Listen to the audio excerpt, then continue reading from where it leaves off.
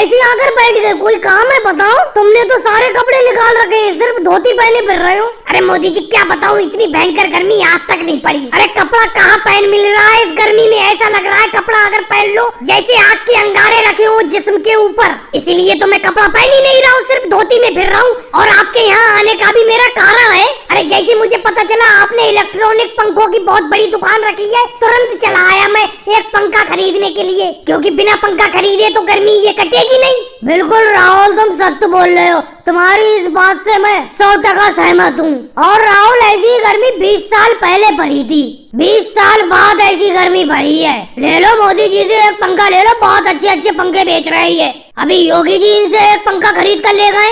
राहुल, कोई सा भी पंखा खरीद लो, हर पंखे की 2-2 साल की वारंटी है, अगर कोई भी दिक्कत हो जाए पंखा वापस। अरे मोदी जी, मैं आपसे अभी ये पंखा खरीद कर ले गया था, जैसे घर जाकर मैंने इसे चलाया ये तो चल ही नहीं रहा। योगी जी चलेगा कैसे नहीं, सारे के सारे पंखे तो मेरे चेक करे हुए हैं, लेकिन मोदी जी घर जाकर मैंने इस पंखे से कहा चल, चला ही नहीं है। अरे योगी जी, कोई ये इंसान थोड़ी है जो कहने से चलेगा, ये इलेक्ट्रॉनिक पंखा है, इसे बिजली से कनेक्ट करोगे तभी तो चलेगा।